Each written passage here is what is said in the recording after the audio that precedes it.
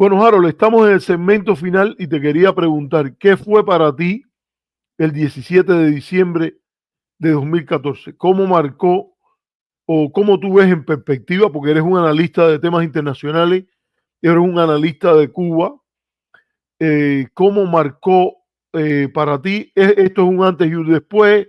¿Es un momento más en la historia de la relación entre Cuba y Estados Unidos?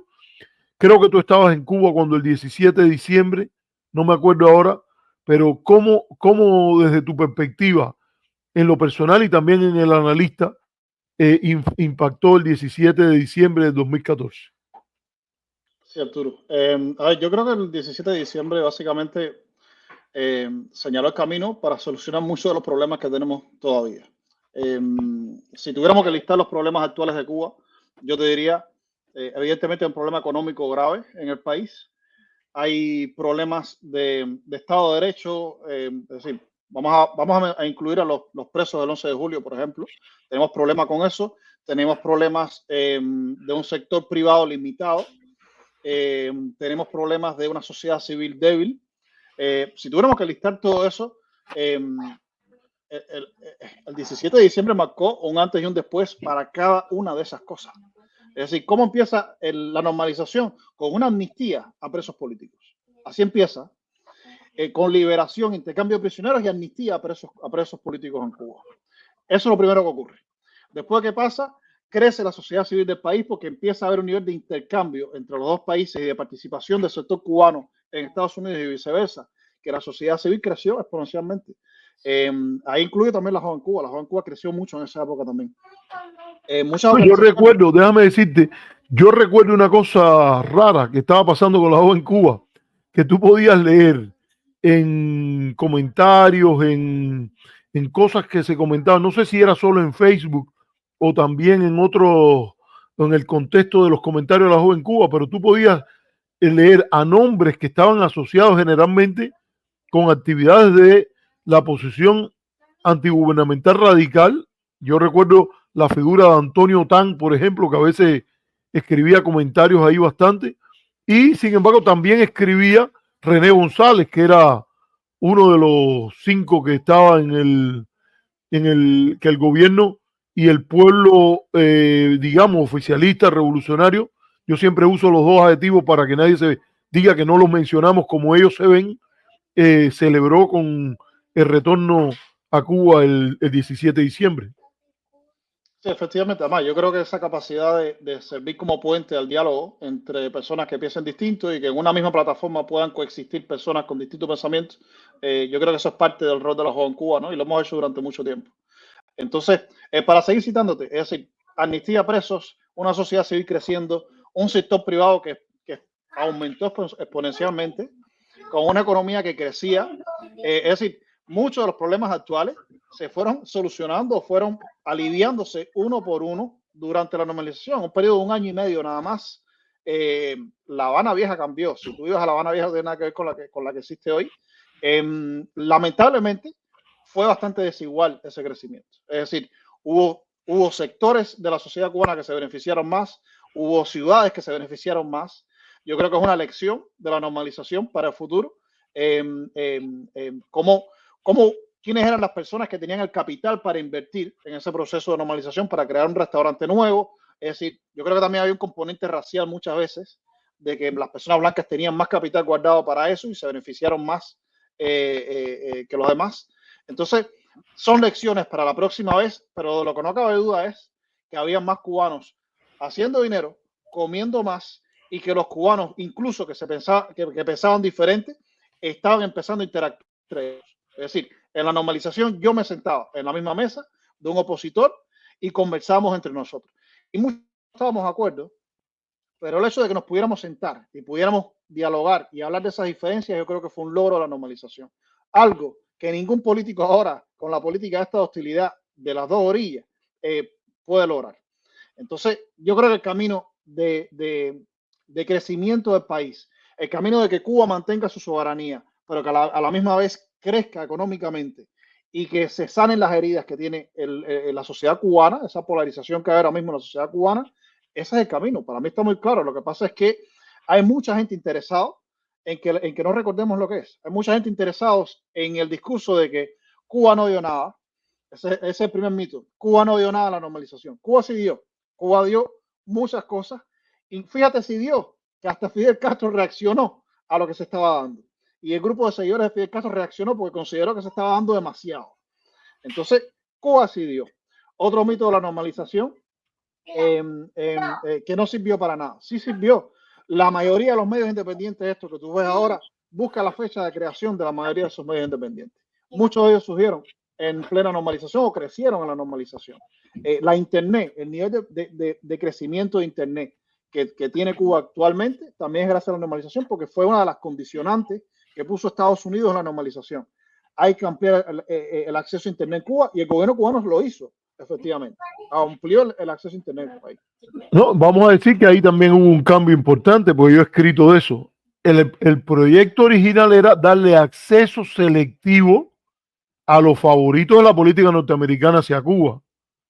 No era trabajar con el gobierno cubano en la instalación de una infraestructura con capacidad para que Cuba tuviera acceso a Internet. Era utilizar la Internet. Fíjate que en eso coincidía Ramiro Valdés y los que explicaban eso del lado de acá en grupos como ¿cómo decirte? El de Babalú Blog y todo eso, que hablaban de que era un caballo de Troya. De un lado decían, es un caballo de Troya para nosotros, porque nos lo tienen que aceptar, porque nosotros somos el país más poderoso del mundo, y ellos si quieren montarse en el siglo XXI, van a tener que aceptar que nosotros lo vamos a hacer a nuestra manera, y que se lo vamos a dar primero que todo, y hubo todo un intento de hacerlo así, y del otro lado la oposición de Ramiro Valdés, que también se refirió al caballo de Troya, a que hay que ver cómo lo domamos, porque puede ser destructivo, todo eso. Y bueno, y a ti personalmente, Harold, me estás diciendo en el análisis, si quieres continúa en el análisis, pero yo recuerdo que tú viniste a los Estados Unidos, la vez que nos encontramos, que viniste invitado con un proyecto del Departamento de Estado, que era de atraer personas, periodistas, intelectuales, en una especie de viaje recorrido por Estados Unidos. ¿Qué impacto tuvo ese efecto de hielo, esa política 17 de diciembre, pre y post en tu visión de estos temas? Sí, Arturo.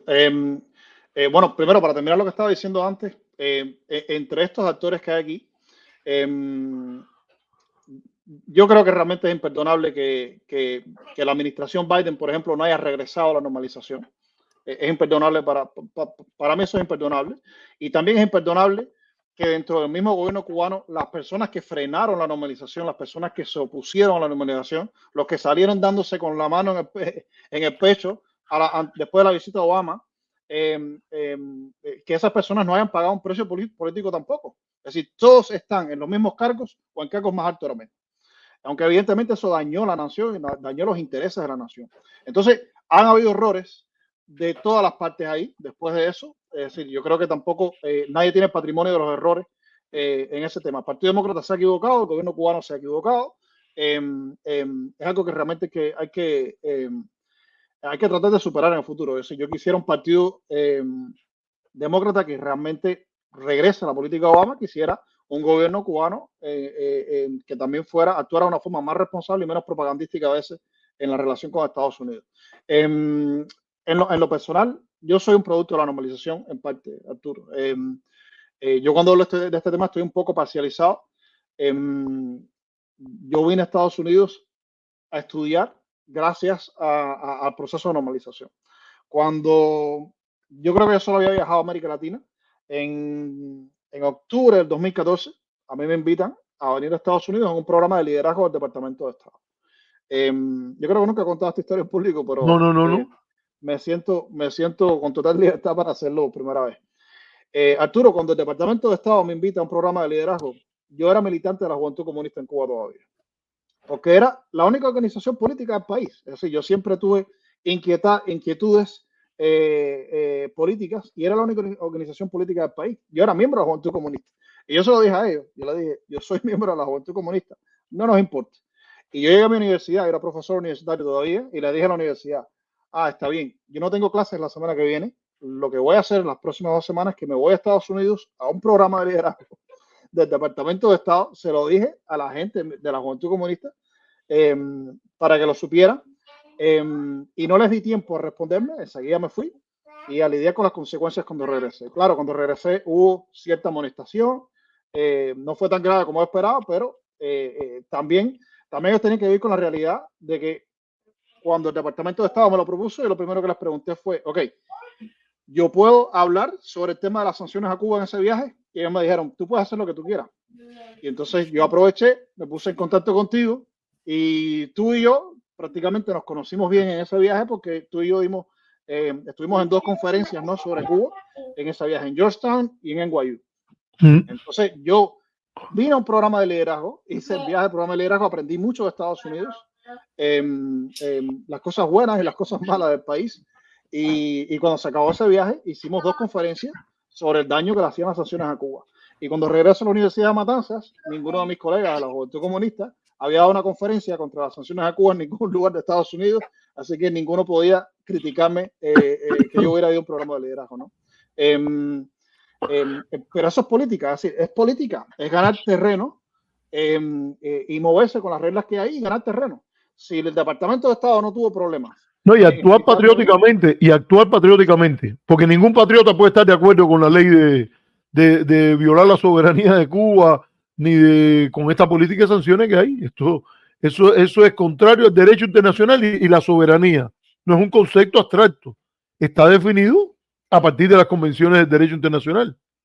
Yo recuerdo que estaba muy orgulloso, Arturo, que el dinero que me quedaba de ese viaje me lo gasté contigo en Nueva York en eso. Y yo dije, bueno, sí, fui a un programa de liderazgo que generalmente son programas de propaganda que también aprecio mucho, ¿no?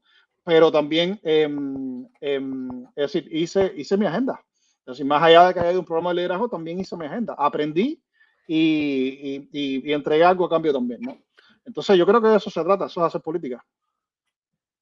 Bueno, Harold, qué gusto que hayas estado con nosotros. Ya casi tenemos 1 hora y media juntos aquí. Ha sido un buen diálogo. Si hay algo más que quieras decir, te doy la palabra final. Qué privilegio he tenido de ser tu amigo y qué privilegio de que hayas aceptado esta invitación y que hayas aceptado que se puedan hacer. Yo te hice todas las preguntas que yo quise y tú contestaste todo lo que quisiste y ojalá que así pueda ser, porque yo creo que ninguno de los dos tenemos nada de lo cual esconder ni arrepentirnos, aquí y allá. Así que dime si quieres decir algo más para ya ir cerrando. No, que mi permanencia en la Juventud Comunista no duró mucho después de ese viaje del programa de liderazgo, pero eso era de esperar. Sí quiero decir, yo creo que lo escribí en el anuncio mío de la salida. Sí quiero decir una cosa. Ya casi. Es que Eva está aquí preguntando, espérate. Voy a decir una cosa. Dila. Sí Dilo que quieres decir, tienes tiempo. Sí quiero decir una cosa antes de terminar, y es que, a ver, yo creo que lo publiqué incluso en el anuncio de salida. Es también una forma de mostrarle al gobierno cubano una buena práctica de oxigenar y de rotar los cargos, ¿no?, en una organización. Yo creo que el gobierno cubano tiene mucho que aprender en ese sentido. Y también era un mensaje a la oposición, porque gran parte de la oposición cubana en Estados Unidos, los cubanoamericanos en la Florida principalmente, son muy trumpistas. Y ellos votan por un partido que tampoco cree en las transiciones pacíficas en el poder. Entonces, era un mensaje que, como yo lo veía, iba para las dos orillas. Es decir, para los seguidores del Partido Comunista, que deberían aprender un poco, ¿no?, de rotación en los cargos, y también para la comunidad cubanoamericana de la Florida, que no cree en transiciones en el poder, por lo menos de forma pacífica, ¿no? No creo que sirva mucho, pero por lo menos me voy con la satisfacción de que algún ejemplo hay que dar. Ojalá no tenga que regresar, Arturo. Ojalá no tenga que ser director en ningún momento futuro. Si algún día hago falta, regresaré, pero prefiero ser autor, prefiero escribir. Disfruto mucho más escribir que hacer un trabajo administrativo realmente. Gracias por invitarme. Bueno, Harold, qué gusto. Yo quiero dejar puesto. Usted vaya y vea los editoriales, vean los artículos. Hay un artículo último de Harold que es bastante, vamos a decirlo, bastante fuerte. Este último que él, o creo que es el primero después que ya anunció el cambio en la dirección, pero hay pruebas ahí, o sea, hechos, declaraciones, donde está desde la crítica a lo que desde la perspectiva de los autores, el grupo editorial o la línea editorial hay hacia el gobierno cubano, y también críticas que el que abraza la política del gobierno americano, el que depende monetariamente de ella, no puede hacer. Ni el que trabaja como agitador y propagandista de un sector, ni el que trabaja como agitador y propagandista del otro, porque contradice sus esencias. Así que, Harold, qué gusto que hayas estado con nosotros, y dejo puesto para que también esto que está aquí, la joven Cuba llevó una carta al Congreso pidiéndole a los congresistas que cambiaran la política hacia Cuba, ha recolectado firmas en varias ocasiones para algunas de estas causas, tanto en relación al gobierno de Cuba como a otros gobiernos, la Unión Europea, Estados Unidos, etcétera. Y bueno, nos vemos próximamente. Ha sido un placer, y nos vamos con el logo de salida que tuvo Nuestra América cuando Harold formaba parte del equipo de programa con el cual empezamos. Hasta la próxima. Chao. Chao.